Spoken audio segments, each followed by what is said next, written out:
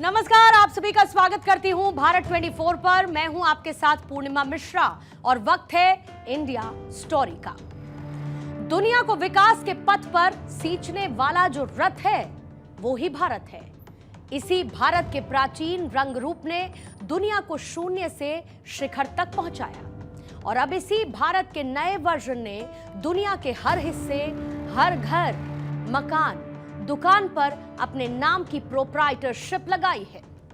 दुनिया के हर हिस्से में गली, सड़क, स्ट्रीट का पता जो भी हो, उस पते पर पहुंचने वाला सामान बहुत मुमकिन है कि मेड इन इंडिया ही मिलेगा।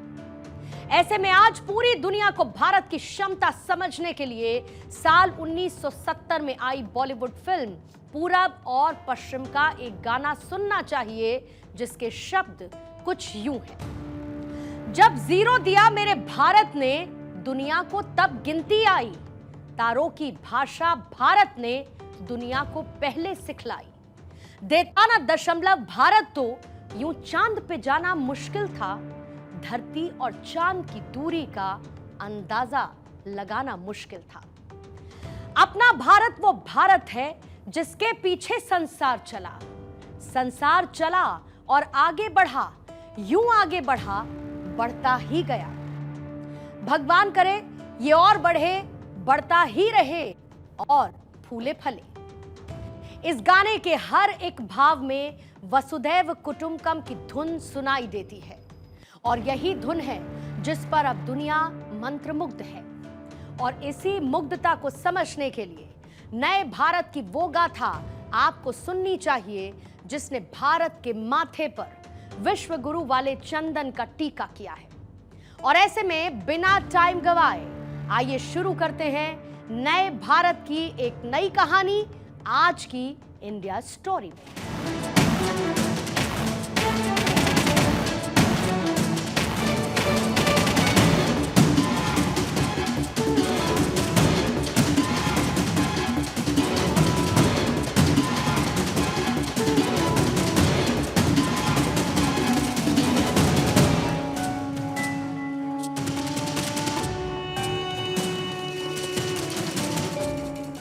गणित के इतिहास में सबसे बड़ा और महत्वपूर्ण योगदान शून्य का है।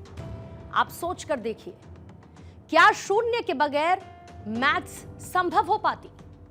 इसके बिना तो कोई बाइनरी सिस्टम ही नहीं होता और फिर शायद बाद में कोई कंप्यूटर भी नहीं होता। और दुनिया को यह अंक किसने दिया?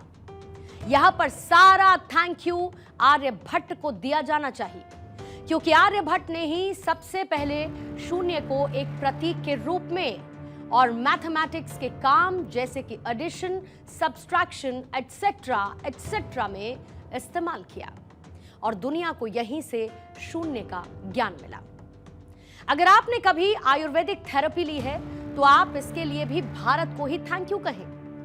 फादर ऑफ मेडिसिन चरक, जिन्हें आयुर्वेद के जगत का सबसे बड़ा उस्ताद कहा जाता है, उन्होंने दुनिया को यह समझाया कि आयुर्वेद का अर्थ जीवन का विज्ञान है। आयुर्वेद भारत ही नहीं बल्कि दुनिया भर में 5000 वर्षों से चला आ रहा है। चिकित्सा की यह प्राचीन प्रणाली 21वीं सदी में भी कायम है और इसके साथ ही भारतीयों ने सबसे पहले अथर्ववेद 1500-1200 ईसा पूर्व में वर्णित प्राचीन उपचारों का उपयोग करके कुष्ठ रोग की पहचान की और उसका इलाज किया। लिथियासिस शरीर में पत्थरों के निर्माण को बताता है।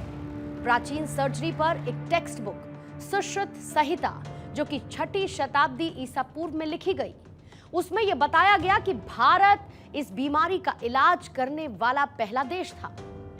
यानी कि भूतकाल में हर हालात, हाल और सवाल का जवाब भारत ही था।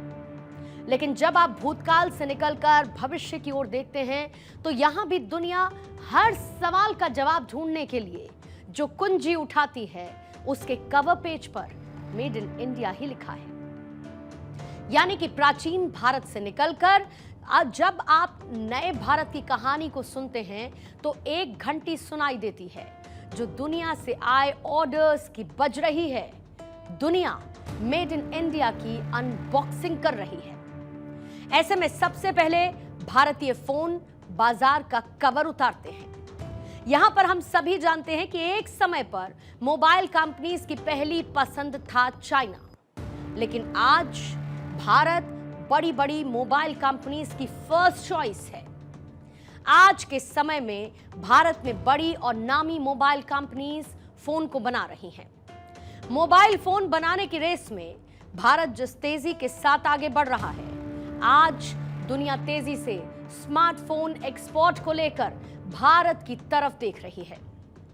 आइए नंबर्स की बात कर लेते हैं, क्योंकि आंकड़े सच्चाई को बयां करते हैं। यानी कि साल 2024 में भारत का मोबाइल एक्सपोर्ट 40% से ज्यादा रहा है, जबकि चीन में मोबाइल एक्सपोर्ट 2.78% गिरा है। वहीं पर वियतनाम में मोबाइल एक्सपोर्ट में 17.6% की गिरावट आई है। चीन और वियतनाम दोनों ही दुनिया में मोबाइल एक्सपोर्ट के मामले में सबसे ऊपर हैं। दोनों ने ही मोबाइल एक्सपोर्ट मार्केट में अपना दबदबा बनाकर रखा हुआ है। लेकिन अब भारत तेजी के साथ चीन और वियतनाम का दबदबा खत्म कर रहा है। भारत ने चीन और वियतनाम से मोबाइल फोन निर्यात में आई कमी का लगभग 50% हिस्सा हासिल कर लिया है। अब अगर भारत मोबाइल एक्सपोर्ट में चीन जैसे देश को पीछे छोड़कर आगे निकल पाया है, तो इसमें पीएलआई स्कीम का सबसे बड़ा रोल है। पीएलआई योजना भारत सरकार की ओर से शुरू की गई एक पहल है, जिसका टारगेट न केवल विदेशी कंपनीज को देश में रोजगार पैदा करने के लिए प्रोत्साहित करना है, बल्कि छोटे रोजगार को लाने के लिए घरेलू और स्थानीय उत्पादन को भी प्रोत्साहित करना है। पीएलआई स्कीम की वजह से ही दुनिया की बड़ी mobile company Apple, Vivo, Xiaomi और सैमसंग लोकल लेवल पर स्मार्टफोन प्रोडक्शन कर रही हैं। इंटरनेशनल ट्रेड सेंटर के आंकड़ों के मुताबिक मोबाइल फोन का चीनी निर्यात फाइनेंशियल ईयर 2023 में 136.3 अरब डॉलर से घटकर फाइनेंशियल ईयर 2024 में 132.5 अरब डॉलर रह गया, और इसमें 3.8 अरब डॉलर यानी कि 2.8% की गिरावट दर्ज की गई। इसी तरीके से वियतनाम में भी मोबाइल निर्यात में गिरावट देखी गई। फाइनेंशियल ईयर 2023 में 31.9 अरब डॉलर से घटकर फाइनेंशियल ईयर 2024 में 26.27 अरब डॉलर रह गया, यानी कि कुल निर्यात में 17.6% यानी कि 5.6 अरब डॉलर की गिरावट आई है। इन दोनों ही देश यानी कि चीन और वियतनाम के निर्यात में कुल मिलाकर 9.4 अरब डॉलर की गिरावट देखी गई है। अब आप देखिए कि ये तो हो गई फोन की बात, लेकिन ऑन कॉल से आप जैसे ही ऑन रोड निकलते हैं, बहुत मुमकिन है कि आप जिस कार से सफर कर रहे हो वो भी मेड इन इंडिया की ही हो, क्योंकि दुनिया की हर दूसरी रेड लाइट पर खड़ी हुई गाड़ी ये बताती है कि भारत के कार बाजार के लिए सिग्नल ग्रीन है। और ये बड़ा बदलाव भारत की कार मार्केट की सर्विसिंग के बाद आया। जिस सर्विसिंग में ऑयल चेंज की तरह ही जब सरकार चेंज हुई, तो भारत के कार बाजार का माइलेज बढ़ गया, एफिशिएंसी बढ़ गई। साल 2014 में नरेंद्र मोदी प्रधानमंत्री बने और उन्होंने भारत के ऑटोमोबाइल सेक्टर में योजनाओं से चाबी भरने का काम किया। चाबी भरी गई और भारत की गाड़ी चल पड़ी। लेकिन सड़क पर चलती हुई गाड़ी जब साइड में बने हुए साइकिल लेन की तरफ देखती है, तो वहां भी साइकिल मेड इन इंडिया ही नजर आती है। भारत में बनी हुई साइकिल आज दुनिया के मार्केट में अपनी एक अलग छाप बना रही है। आपको जानकर हैरानी होगी कि भारत में बनी हुई साइकिल यूके, जर्मनी और नीदरलैंड में रह रहे लोगों की पहली पसंद बनी हुई है।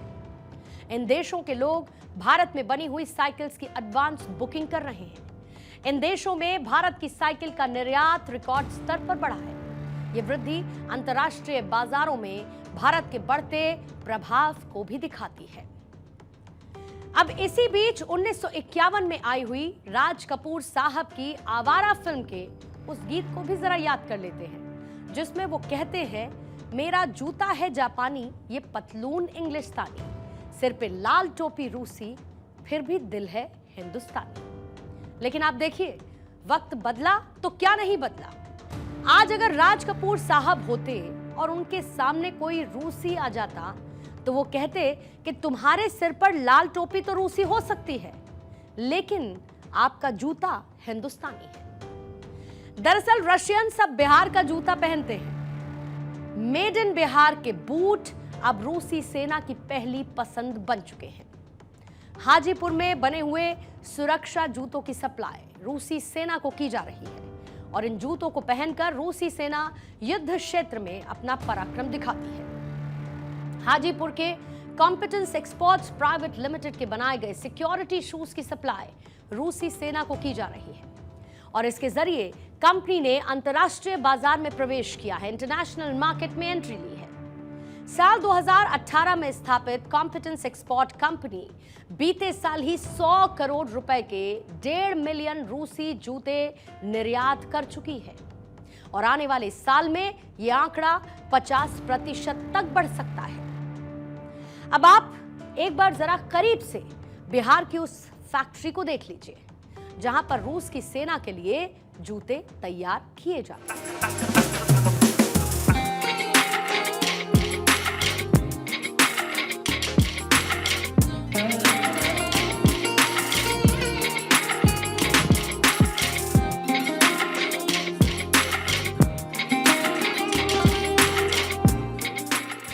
अब देखिए, काम पर निकलने के लिए भारतीय गाड़ी भी चला ली, साइकिलिंग करने के लिए भारत की साइकिल भी चला ली, यानी कि कामकाज तो हो गया। अब आइए खेल की बात कर लेते हैं। तो खेल में भी भारत का बल्ला ही चल रहा है। कश्मीर में बने हुए विलो बैट की मांग दुनिया भर में है। कश्मीरी विलो बैट अब दुनिया के क्रिकेट प्रेमियों की बनी पहली पसंद है। कश्मीर के विलो बैट अब दुनिया में चर्चा का विषय है, टॉकिंग पॉइंट है और क्रिकेट खिलाड़ियों की पहली पसंद भी है। Kashmiri willow bat English willow से बने हुए बैट के कंपैरिजन में थोड़े से भारी होते हैं, लेकिन साथ ही टिकाऊ भी होते हैं। जो प्रोफेशनल क्रिकेटर्स हैं उनके लिए इनसाइड नेट पर खेलने के लिए ये एक सबसे बढ़िया विकल्प है और इसे आम कश्मीरियों के द्वारा बनाया जा रहा है। कश्मीर विलो का बैट जम्मू कश्मीर से वेस्ट इंडीज के उस वक्त के तूफानी बल्लेबाज विवन रिचर्डसन और भारतीय माइनास बल्लेबाज सचिन तेंदुलकर के साथ साथ कुछ देर पहले इरफान पठान, यूसुफ पठान और कितने ही खिलाड़ी आए जिन्होंने जम्मू कश्मीर में कश्मीर विलो के इस बैट को देखा और उसे खरीद कर अपने एरियाज में लेके गए। मेड इन इंडिया चीजें जो है वो कश्मीर से सालों साल पुरानी बनती गई और इन मेड इन कश्मीर में आपका ये जो है कश्मीर विलो का जो बैट है वो आपको यहाँ से तैयार करके मिलेगा और इसके क्लास जो है, इसका जो साइज है वो आपको माइनर से लेकर आपके बड़े इंटरनेशनल लेवल तक या इंडियन प्रीमियर लीग लेवल तक या इंटरनेशनल लेवल में जब आप इंग्लैंड और कश्मीर दो ऐसे शहर हैं, दो ऐसे एरियाज हैं जहां से आपको विलो जो है इस बैट का इस्तेमाल किया जाता है, चाहे वो इंग्लिश विलो हो या कश्मीर विलो हो। फैक्ट्री का रोल है, मैन्युफैक्चरर का रोल है और उसके बाद इसको धूप में 33-35 डिग्री में रखना पड़ता है। एक साल इसका जो पौधा है काटा जाता है और अगले साल तक इसको रखा जाता है और इसमें सफेदे के थोड़े से बहुत हैं, लेकिन असल जो प्रोडक्शन विलो जो हमारा है वो साउथ कश्मीर के संगम बिजवाड़ा में होता था। वक्त गुजर गया और ये नॉर्थ कश्मीर से अब इस विलो का जो मटेरियल है, जो पेड़ पौधे हैं वो उगना शुरू हुए। इंग्लिश विलो कश्मीर विलो के मुकाबले में आगे पीछे चलें और आने वाले वक्तों में हमारा विलो का जो मार्केट जो है और इसका प्रोडक्शन जो है इसमें कोई डिस्टेंस मोड तो नहीं आएगा। अब बात करते हैं एक डेयरी उत्पाद की जो दुनिया में धूम मचा रहा है। बात है अमूल की। अमूल ने अमेरिका में अपने उत्पाद को लॉन्च किया।